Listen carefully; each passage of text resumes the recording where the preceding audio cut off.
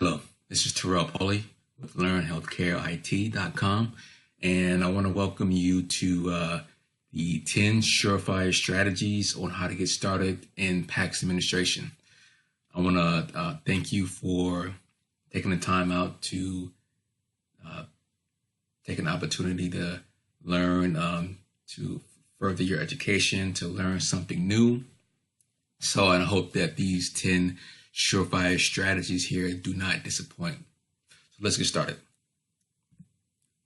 So first, I wanted to say, so what are my qualifications? So you want to, it's good to know who you're learning from if you don't already know already. But so I'm somebody who I have 17 years with overall experience in IT.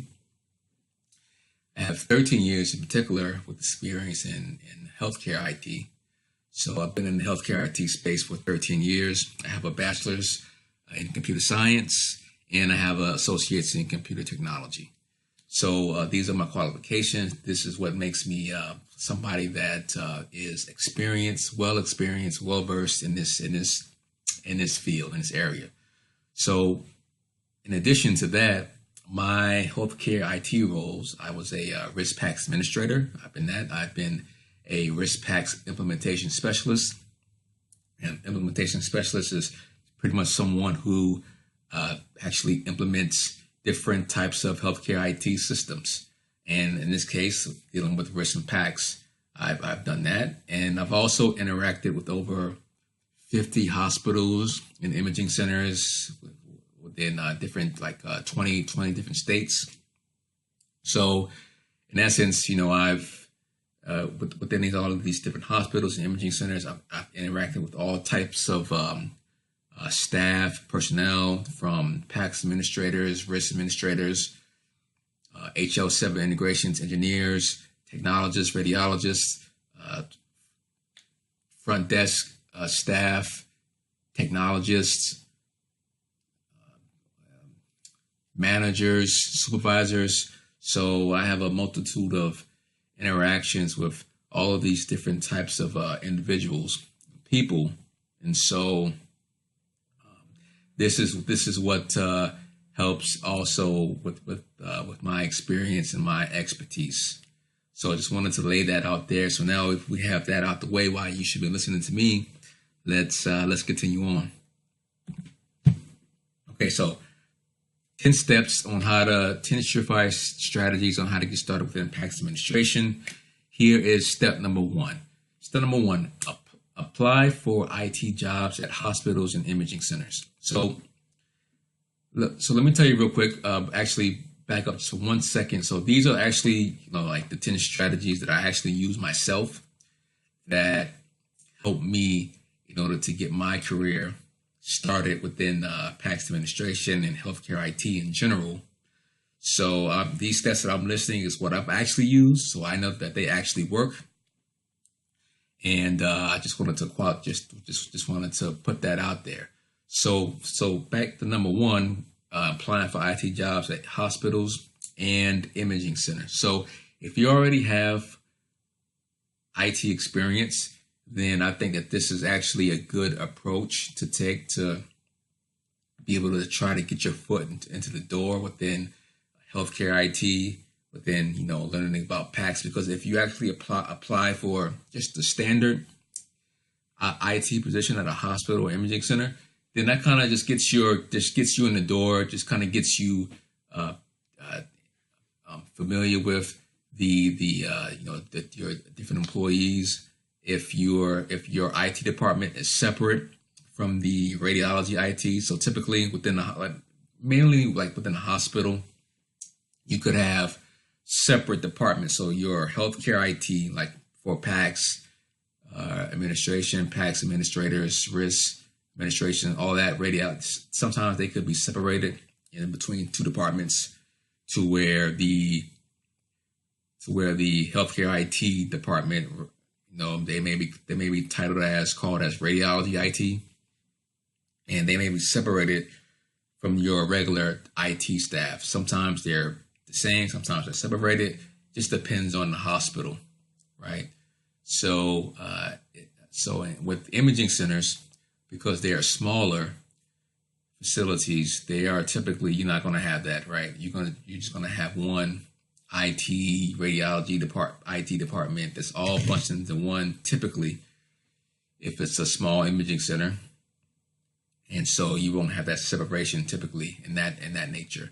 So when I say apply for IT jobs so you get in your foot into the door, then it gives you an opportunity to network people within your company. Employees become familiar with you, with your who you are, what kind of work that you're able to do, and this is better. It's just all around better, right? Because we all know that when people are searching for positions to fill, they typically first start with people who they know, right? It's sometimes it's a good old boy. It's getting a job is a lot of it can depend on who you know, right?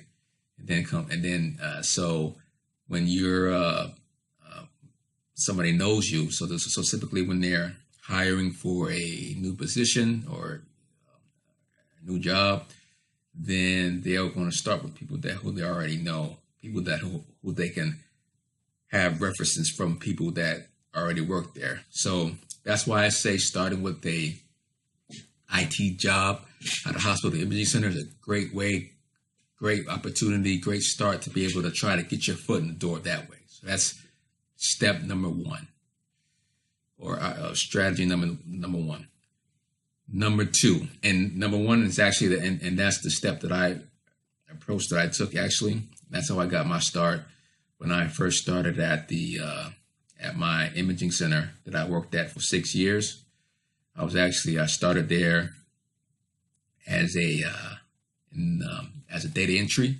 That's what I did, and I actually talk about that in several of my YouTube videos. But you can check those out So that's step number one. So let's move on. Number two, learn about PACS. So learn about PACS, what it does, what it's about. PACS stands for Picture Archiving Communication System, and which is it's an image management system that acquires, stores, forwards, manipulates, and displays medical images. So it's pretty much PACS is what it sounds like. It's a repository. It's your hub. It's your place of where it's your hub. It's kind of like your central nervous system where everything comes in. It's and where everything goes out of. So as far as your medical images, when you get your scan done, you get your scan done, you get an X-ray done of your hand because you injured it. The technician, the technologist, will take your X-ray of your hand to determine whether it's broken or if it's just sprained. When they take those images at that modality, X-ray modality, once they're done, they'll send those images and they'll store them into to PACS. And from there, PACS can distribute those images out to maybe a radiologist. If a radiologist wants to read and interpret those images, they can send those images out to another third-party viewing workstation for maybe some sort of reconstruction or something like that. Or the PACS images could be sent off to a web server, so the referring physician would be able to have access to be able to display those images, or you as a patient could have access through the web to be able to view these images. So PACS system, it does everything, right? Not only storing and forwarding, but it also enables you to do other types of items as far as rules, administration. I mean, it just does all these different things. So PACS is really the hub, is the whole purpose of why a PACS administrator exists in the first place. So you have to definitely learn about PACS. And I have videos and actually tutorials and about PACS talks about that goes more into depth on my YouTube channel as well. A lot of these concepts we're going to go through Actually, you can probably, I already have YouTube videos talking about these already, or I will in sometime in the near future. Okay, so next you want to learn about DICOM. So, DICOM is which stands for Digital Imaging and Communications in Medicine. So it's pretty much DICOM is pretty much a standard form of communication for transferring, acquiring, and storing medical images between different medical systems. So when we go back to our first, when we go back to step number 2, the technologists actually took the X-ray of your hand and they sent the images to PACS. Well, that process of the modality sending to PACS, that process is actually DICOM as far as the communication between the modality and PACS. That happens through DICOM. So it's a standard form of communication. So with any type of communication to where we're trying to transmit medical images, typically it's going to be used with DICOM. So you could think of DICOM as kind of like, like a language, sort of like the Spanish language, right?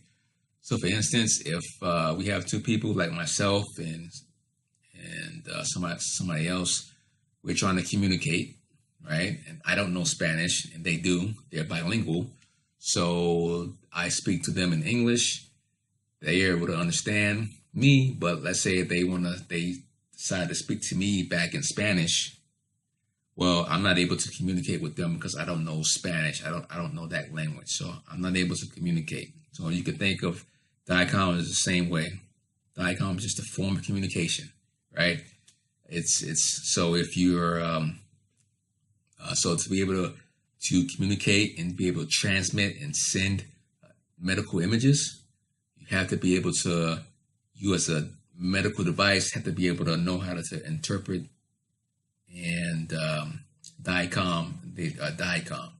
So you as a PACS system, whatever medical device it is, whether it's a PACS system, whether it's a modality, a workstation, whatever sort of medical device, if it wants to accept, communicate, transfer, store medical images, you need to know and be able to interpret DICOM.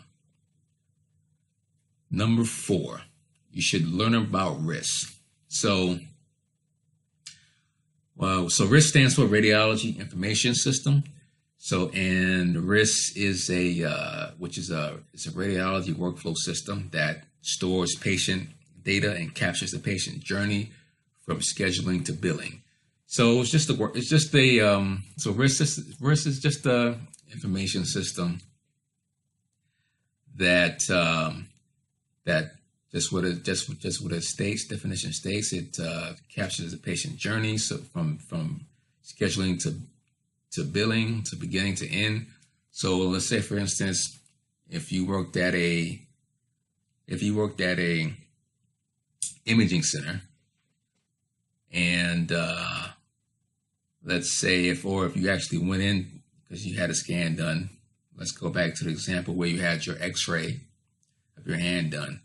So before you actually show up for your appointment at an imaging center to get the scan, your X-ray done, you're gonna have you have to be scheduled, right? So you're gonna be scheduled within the RIS system. You're gonna be pre-screening questions, whatever pre-preparation that has to be done, and then at that point you're gonna be, and then at that point.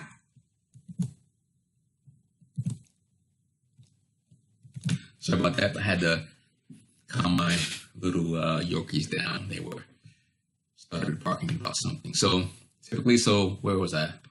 So you come in for, then after your pre-screen, you come into the front desk when you actually, the day of your exam, you come in, you get checked in, right? So you're checked in, and then after that, you actually are in the process of getting your exam done. You get your X-ray done, and in the radiology information system, all of these different steps are noted.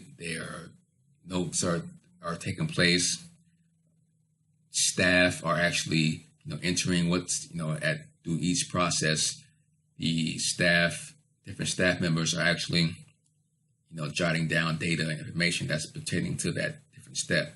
So, for instance, when you are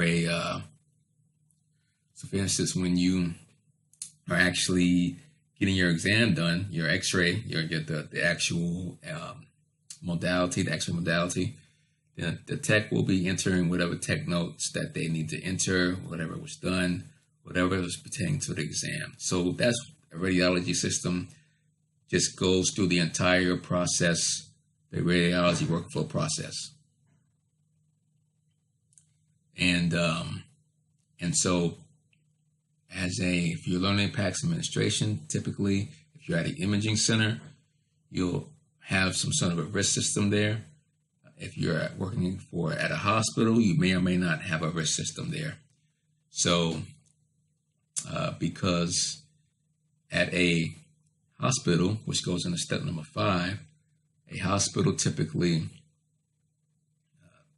they implement EMRs. So let's talk about an EMR. So a EMR, which stands for electronic medical records, they are digital systems that contain all of the patient history for a patient.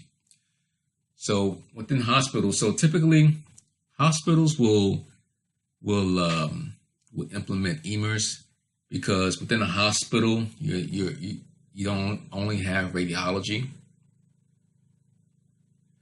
You don't only have radiology, but you'll have different types of biologists. You'll have you may have cardiology. You may have all of these different types of ologies that you may have at a hospital. And so within as far as with risk, it only pertains to radiology. That's why it's called radiology information system. But within the EMR, it's electronic medical records that just contains all of the medical history for a patient. And a popular EMR system is Epic. That's pretty popular out here within the healthcare IT space. So you should understand what EMR is about. Understand it as a PACS administrator. Next, you want to understand. You don't particularly have to get in depth and learn in particular, but you want to understand HL7. And so an HL7 stands for Health Level 7, which is a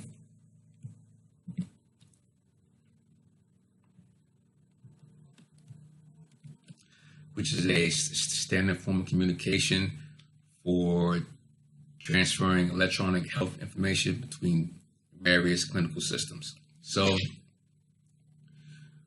when you are HL7 is another form of standard communication, sort of like DICOM, right? So, but instead of transferring medical images, it's transferring electronic health information. So for instance, let me give you an example of what that is. Let's say if you want to transfer, if you have a risk system and you have a PACS system in place, and you want to be able to, and you're at an imaging center, a patient has an order that comes into the facility, an order for an exam. The order is stored within the risk system. Now the PACS also needs that order. So the PACS will be able to match up the patient's images when they come in for their exam to the actual order, so it matches that patient. So you can match who that patient is. So you want to be able to send the actual order from the risk system to PACS. You're going to do that using HL7. So that's the purpose of HL7. So typically, You're talking about electronic health information, orders, reports, different, like patient registration, new patients, patient updates, all of these different pieces of electronic health information are handled via HL7. Step number 7. So number 7 is you can download the free open source authentic DICOM server, which you can get it from that link here. And it is a DICOM server that helps you to get hands-on practice of understanding, getting familiar with what a DICOM server is, what a PACS server is. And you'll be able to, you get that, you download it, just play around with it. And it's, it's free, open source. I've used that. This is what I'm actually using in my course that I actually teach. And it's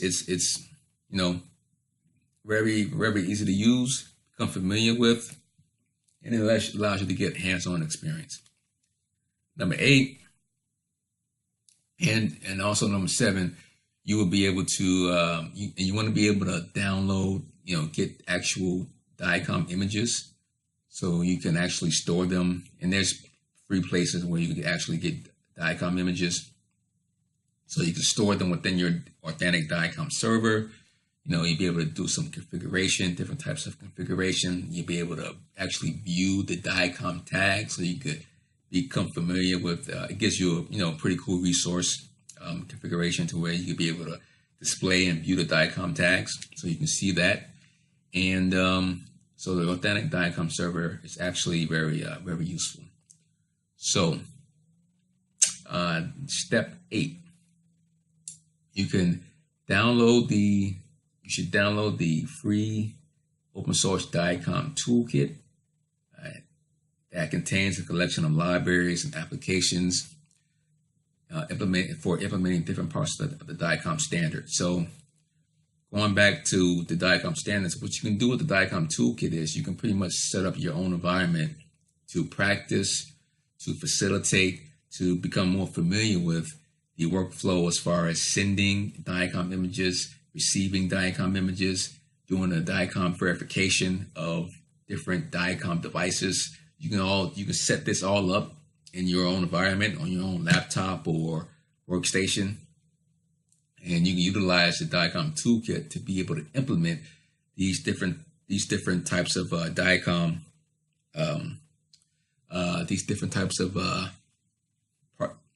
different parts of the DICOM standard.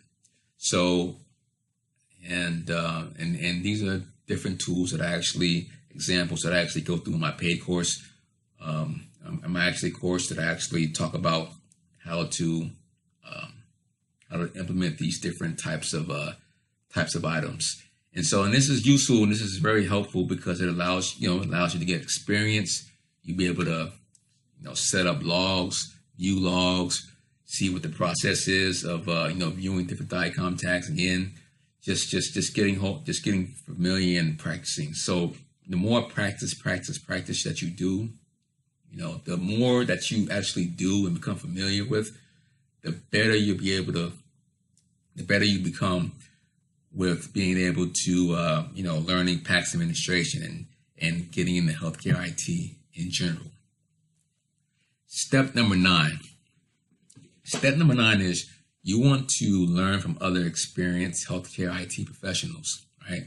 That's one of the best ways when you want to learn something, is to be able to learn from somebody who's already did it, who's already done it, right? Who's already been in that, in the space the way you're trying to get into. And that goes back to, trying to get an IT job at a hospital and or imaging center, or learn from other professionals online, such as myself.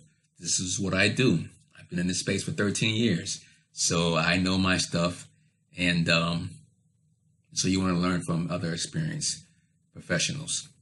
And number 10 is start networking, right? And start in networking, it's half the battle when when you're able to network and you become familiar with people and they get to know you, you get to know them. Networking is very important. It's kind of like half the battle. It's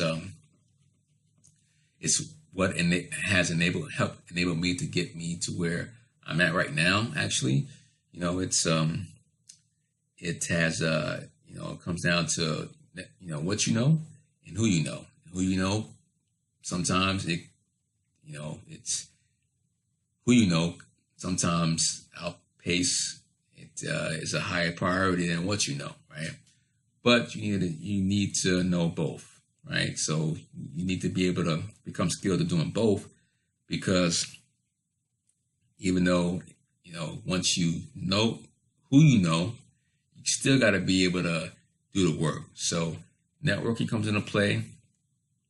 Just converse, become familiar with people that are in the healthcare IT space, and that'll help you out, take you a long way. So those are the 10 surefire strategies on how to get started in healthcare IT. I hope that this content has been helpful for you and beneficial, and I hope that you're able to be able to make moves and be able to make some sort of progression and what you're trying to achieve with PACS administration. So if you're looking for more content, I actually have a free course on how to get started in PACS administration. You can go to that URL there. It's some of the content is similar to the same to what you've just learned or learned here today, but it also has some additional new stuff, and it puts stuff into into more of a course related format, a short course. In addition, you also have some a few questions that quizzes you that actually allows you to take in and make sure that you've actually what you've gone over, that you've actually learned and retained. So number 2, you can access my YouTube channel, right? I post stuff weekly on my YouTube channel, Learn Healthcare IT on YouTube, where I just post tips and advice and just information on how to get started within healthcare IT, PACS administration, all the above. So check that out. That's where I'm most active at as far as right now on YouTube. You can also find content on my Facebook business page. And then I also have a Facebook group too as well, Living Life in Healthcare IT. You can also check that out too as well.